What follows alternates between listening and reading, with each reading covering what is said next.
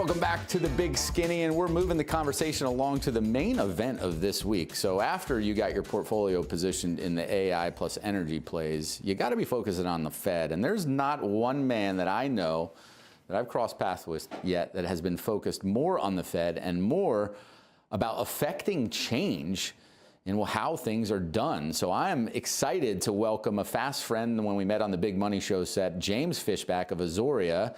Welcome to the show, James.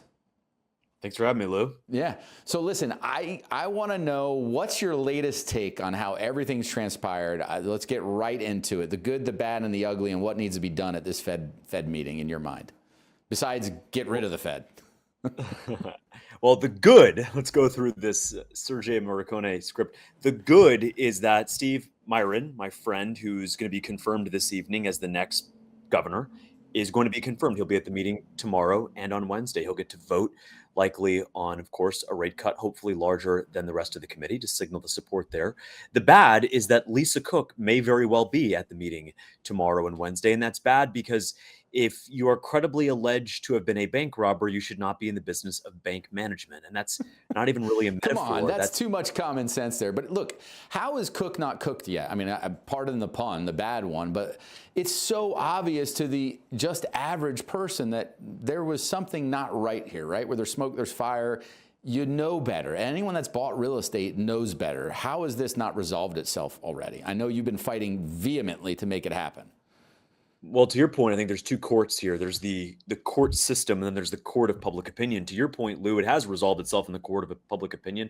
I talked to Republicans and even Democrats, and they say that Lisa Cook is pretty much guilty of what she's been accused of, which is mortgage fraud. Otherwise, why hasn't she put forward any information? You'll remember that when Director Pulte first referred this matter to the Department of Justice, she had the opportunity, and she actually said via her lawyer that she would be sharing information to clarify the accusations. She's had 4 weeks and she's done none of that. She's had two forums, both the district court and the court of appeals, to explain exactly why she is innocent of what she's accused of, and she has chosen not to do that.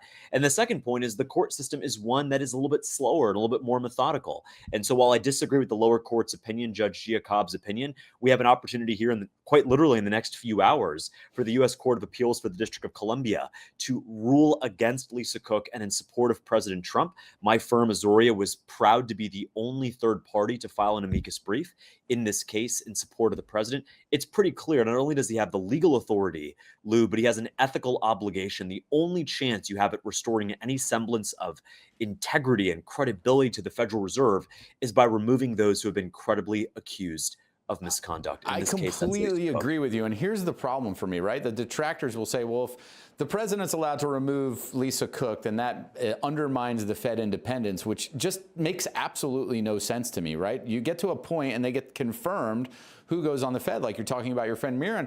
So, I mean, how do you counter that when people say, well, if the president gets to arbitrarily, in their mind, remove a Fed president, how does that not undermine independence? That's a great point.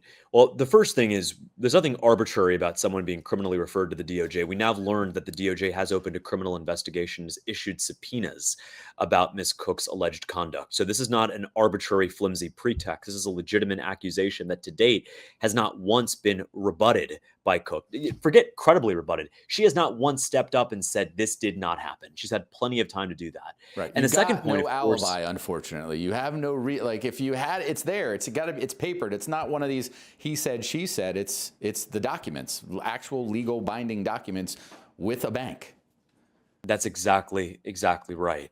And at the end of the day, the idea of Fed independence is merely an illusion if a Fed member can go out and be credibly accused of mortgage fraud and never held accountable. This would confirm a longstanding view that millions of Americans have had, myself included, Lou, that the Fed does not take its job seriously. They fell asleep at the wheel in Silicon Valley Bank. They dropped the ball in Wells Fargo. And of course, let's not forget, they were a huge contributor to the 2008 financial crisis. And so this idea of selective enforcement, certain banks at certain times, that suspicion would be fully validated if the Fed let one of their own fall through the cracks.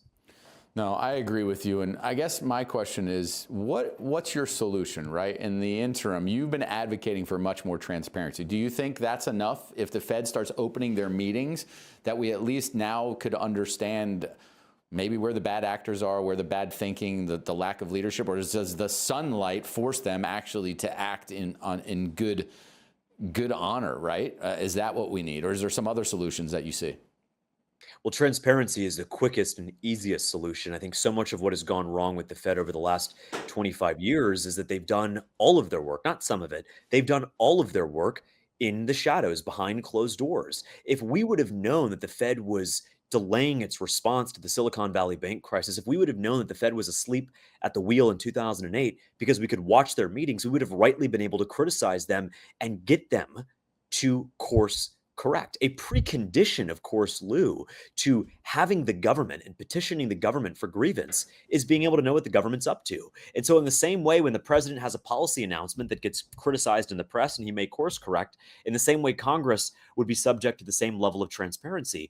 Why don't we have the Federal Reserve also step up and say, you know what? Sunlight is the best disinfectant. If we make a mistake, the public, Republican or Democrat, has a right to step up and say, I believe what you're doing is wrong, and I can help you course correct. And let's make no mistake, this is not an institution that has an impeccable track record, quite the opposite.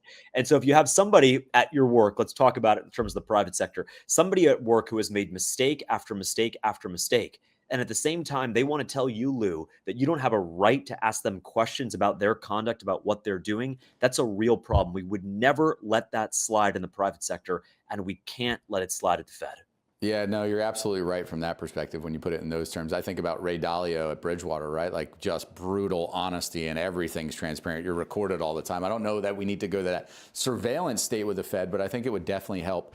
I want to pivot really quickly because to be determined, let me ask first before I pivot, 25 or 50 basis points on Wednesday. What are you predicting?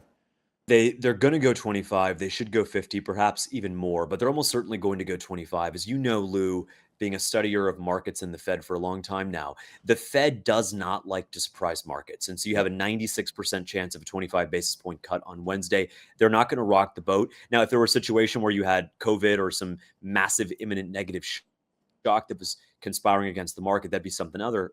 But no, right here, right now, they'll go 25, even though I would vehemently disagree with that decision. Yeah, no, I agree. I think they're going to err on the side of let's go with what the market expects and keep cutting, even though that you could justify, even if you just take the 1-year treasury yield and subtract out trailing 12 months of CPI, that's usually your calculus of how much wiggle room's left. That's at least 60 basis points, if not more, based on the average. So I'm with you, though. We get what we expect, and it at least gets us moving in the right direction. Let's pivot quickly. You also have an ETF. I want to make sure that people know that you're like the Michael Jordan of finance when it comes to fighting the Fed, but then also doing other innovative things. Talk to us about your ETF that focuses on fighting and extracting the woke DEI policies from the S&P 500. That's exactly right. And so we call it the anti-DEI ETF. The ticker is SPXM. It's up 5%, 5 whole percent in just the past 2 months. And the reason why is because we remove the 38 companies from the S&P 500. We remove 38 that have explicit DEI hiring quotas. Companies like Starbucks, Airbnb, Intel, and Nike that have said, look, we're trying to outwoke our competition by hiring on race and gender. No, that is not a way you're going to credibly outperform your peers. And so what happens is that when these companies pursue policies that are not in shareholders' best interest, they drag down stock returns as a result. And so we said, look, we're not having any part of that. We're going to exclude these 38 from the 500. That leaves the holders of SPXM with 462 names. And those 462 names have a little bit of a higher weight, of course, in a market cap sense, because you've excluded the 38 and then reallocated that exposure to the other 462. And so really happy with that, 5% in just the past 2 months. It's been an incredible ride and so much more to come. No, that's a big move. And it's funny, right? I came up as a fundamental analyst. So you mentioned a name like Starbucks, Intel, Disney, right? I look at those are stocks that have absolutely struggled, sucking wind. So, some people would try and say, well, correlation doesn't equal causation. In these cases, in these 38 some odd companies, absolutely these DEI woke policies are contributing to their underperformance and lack of success in the market. So let me ask you this, how often do you rebalance? I mean, is this once we do an investigation, we find another company that hits the metrics and then we remove them as well? Or is it kind of once a set it and forget it and you're stuck with that categorization? Is there any hope of redemption for the people that have been There is. Okay. Tell us how They are this not in happens. hell. They are in purgatory. I say that as a Catholic who went to church yesterday and saw Christmas Day level attendance. Charlie brought them there, which was Yeah. a beautiful thing to see. They are in purgatory, which means that we believe that if they are able to commit to meritocracy, hiring the best and brightest, no matter what they look like, and not apologizing for it, that they can Amen. come back into the universe. And so I think a company like Nike or Starbucks is being really held back by the fact that every hiring decision from a barista to an executive is being influenced by DEI quotas. You cannot run a successful business if you're trying to hire people on race and gender. Either you hire the best on merit or you don't. It's just that simple. And if you don't, you cannot credibly outperform your competition. Well, I'm going to leave it right there because I can't say it any better than that. And in the wake of Charlie Kirk's assassination, too, I think there's some great videos that have surfaced where people challenged him on being racist. And then he pointed to the NBA and said, wait a minute, there's African Americans make up 75% of the NBA because they are the best athletes. This has nothing to do with DEI. I think, as you rightly said, meritocracy matters most. James, thanks for doing all the hard work, God's work that you're doing in terms of fighting the Fed, and thanks for joining our show. Look forward to seeing you in the studio soon, my friend. Thanks, Lou. Appreciate it.